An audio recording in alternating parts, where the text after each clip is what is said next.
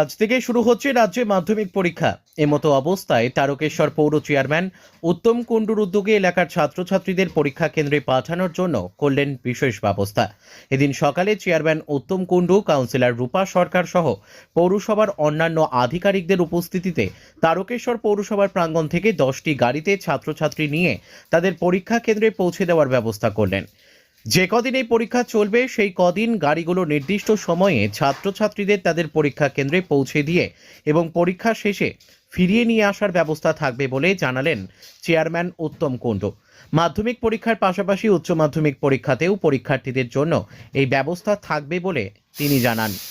চেয়ারম্যানের এই মহতি উদ্যোগকে সাধুবাদ জানিয়েছে মাধ্যমিক পরীক্ষার্থীদের অভিভাবক, অভিভাবিকা এবং তারকেশ্বরের মানুষ।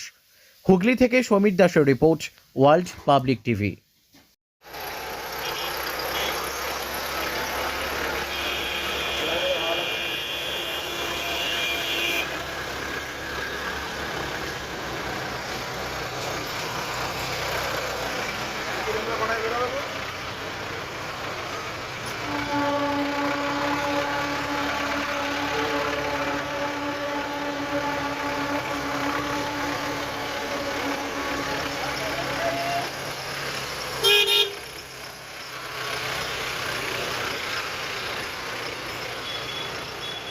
মুখ্যমন্ত্রী যবে থেকে 11 সাল থেকে ক্ষমতা এসছে, মানুষের পাশে থেকে কাজ করতে বলেছে, সেটাই সামান্য আমার একটুখানি প্রয়াস, আর কিছু না। আজ এবছরে মোট কতগুলো গাড়ি?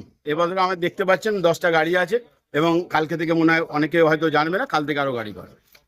যেমন ডিমান্ড থাকবে আমি তেমন ব্যবস্থা করব। এই বছরের ন্যায় এবছরও আমাদের মাননীয় পৌর প্রধান তারকেশ্বরের সমস্ত ছাত্রছাত্রীদের নিয়ে পরীক্ষা কেন্দ্রে আপনারা দেখতে পাচ্ছেন পৌঁছাতে নিয়ে যাচ্ছেন এবং তাদের উৎসাহ প্রদান করেছেন এবং তাদের পরীক্ষা ভালো হোক সেই শুভকামনা জানিয়েছেন। সঙ্গে তাদের গার্জেন